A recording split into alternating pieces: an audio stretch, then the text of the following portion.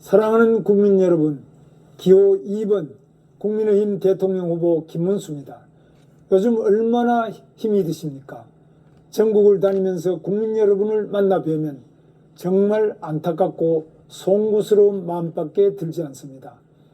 우리나라가 이 어려움을 하루빨리 이겨내고 우리 국민 모두 힘차고 행복하게 살아가실 수 있도록 저 김문수 모든 노력을 아끼지 않겠습니다. 국민 여러분, 저는 오늘 제가 사랑하는 가족에 대해 말씀을 좀 드리려고 합니다. 저는 평생 노동운동을 하고 정치를 하고 공직에 있으면서 아내 덕, 가족 덕을 참 많이 보고 살았습니다. 제 아내 설란영은 전라남도 순천여고 출신의 노동자였습니다. 제가 대학교에서 제적을 당하고 공장에서 일할 때 노조 활동을 하면서 아내를 처음 만났습니다. 둘 다 공장에서 쫓겨나고 제가 수배자로 도망을 다닐 때 작은 방에 저를 숨겨준 사람이 아내였습니다.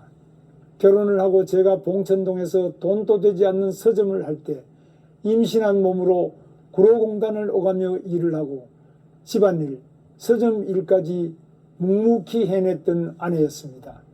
제가 2년 반 동안 감옥에 가 있을 때도 아내는 딸 동주를 잘 키우면서 가정을 지켜주었습니다. 정치를 시작한 후에도 아내는 변함이 없었습니다. 사실 저는 돈 버는 데는 영 소질이 없는 사람입니다. 국회의원 3번, 도지사 2번, 장관까지 했는데 25평 아파트 하나가 저의 전 재산입니다. 공직 생활을 하면서 작은 규정 하나까지 악착같이 지키고 살다 보니 아무리 해도 재산을 불릴 수가 없었습니다. 당의 국회의원 공천위원장을 맡았을 때는 돈 들고 오는 사람들을 다 내쫓았습니다. 경기도지사로 일하는 동안 광교 신도시, 동탄 신도시, 남양주 다산 신도시를 건설했고 판교 테크노밸리, 평택 IT밸리 개발 사업도 해냈지만 대장동 같은 잡음 한 번 없었습니다. 저는 물론이고 그 누구도 부정한 이익을 챙기지 못하도록 엄격하게 단속했기 때문입니다. 그러다 보니 남들처럼 넉넉하지 못했지만 아내는 단 한 번도 불평 한마디 하지 않았습니다. 오히려 늘 저의 소신과 의지를 응원해 주었고 청렴하고 소박한 삶으로 저를 도와주었습니다. 제 딸 동주가 6살 한참 아빠를 찾을 나이에 저는 감옥에 있었습니다. 어느 날 목포 교도소까지 면회를 왔는데 줄 것이 아무것도 없어서 과자 봉지에 들어있던 작은 장난감 자동차를 주었습니다. 그런데 동주는 어른이 되어서도 그 장난감을 간직하고 있었습니다. 제 마음이 아팠습니다. 사회복지학과를 졸업하고 캠퍼스 커플 남편과 결혼해서 애 2을 낳고 사회복지사로 일하고 있습니다. 많지 않은 월급에 고된 일을 하면서도 딸과 사위, 손자, 손녀가 건강하고 행복하게 살아가는 모습을 보면 그저 고마운 마음뿐입니다. 국민 여러분, 제가 오늘 이렇게 가족 이야기를 말씀드리는 것은 평범한 가족을 이루고 지키는 일조차 매우 어려운 시대가 되어가고 있기 때문입니다. 우리나라 출생률이 OECD 최하위권을 기록하고 있고 인구 절벽이 눈앞에 닥쳐 있습니다. 청년들이 출산은커녕 결혼조차 힘들어하고 있습니다. 저 김문수가 바꿔놓겠습니다. 우선 청년들의 첫 출발부터 가볍게 만들겠습니다. 저는 신혼을 봉천동 산동네 단칸방에서 시작했는데 아이까지 낳으니 하루하루 사는 게 정말 고달팠습니다. 우리 청년들은 그런 걱정하지 않도록 하겠습니다. 결혼하면 3년, 아이를 낳으면 9년 동안 주거비 또는 대출 이자를 지원해주는 청년 결혼 333주택을 공급하겠습니다. 신혼부부 맞춤 대출 소득 기준도 대폭 완화하겠습니다. 아이를 낳고 키우는 부담도 덜어드리겠습니다.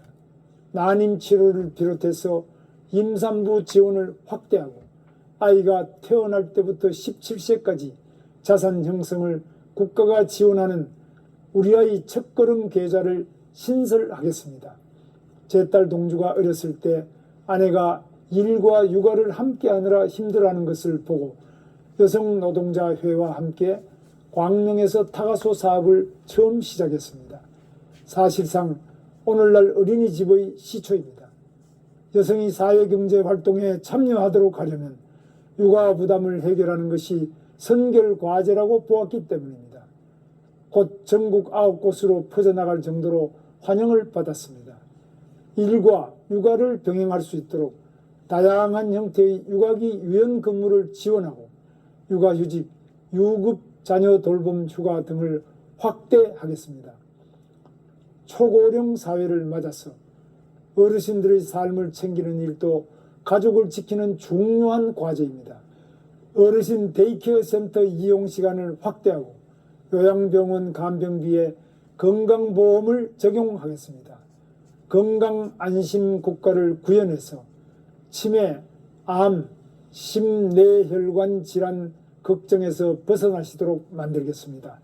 서민층과 중산층을 위한 실버타운을 확대하고 복지 서비스와 연계한 고령자 복지주택 건설도 대폭 확대하겠습니다.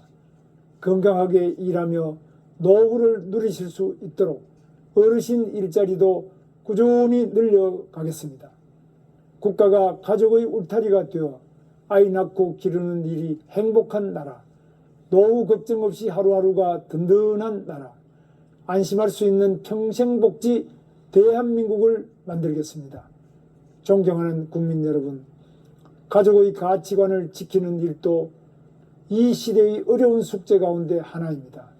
민주당 이재명 후보는 과거 한 행사에 참석해서 공공기관, 금융기관에 성소수자가 30%를 넘기도록 하고 차별금지법을 제정하겠다고 했습니다. 저 역시 성소수자라는 이유로 차별을 받아서는 안 된다고 생각합니다. 하지만 성소수자라는 이유만으로 취업에 특혜를 준다면 성소수자가 아닌 사람들에게는 오히려 역차별이 되지 않겠습니까? 또한 민주당 의원들이 발의했던 포괄적 차별금지법은 고용을 비롯한 모든 영역에 있어서 성적 지향, 성별 정체성은 물론 범죄 전과자까지도 차별해서는 안 된다고 규정하고 있습니다. 이 법대로라면 조두순이 초등학교 수의를 한다고 해도 막으면 차별이 될 수 있습니다. 저는 이런 사회가 결코 건강할 수 없다고 생각합니다. 사회적 약자들이 차별받지 않도록 하고 더 따뜻한 지원을 펼치면서도 우리가 지켜온 소중한 가치관이 무너지는 일만큼은 막겠습니다. 국민 여러분, 이번 대통령 선거는 우리 사회가 나아갈 방향을 결정지을 매우 중요한 선거입니다. 우리 가족의 평범한 일상을 지켜낼 후보가 누군지 꼼꼼하게 살펴봐 주시기 바랍니다. 기호 2번 국민의힘 정정당당 김문수에게 가족을 지키는 소중한 한 표를 보내주십시오. 저 김문수, 아내와 제 가족을 지키는 마음으로 국민 여러분께 건강하고 행복한 삶을 선물해 드리겠습니다. 감사합니다.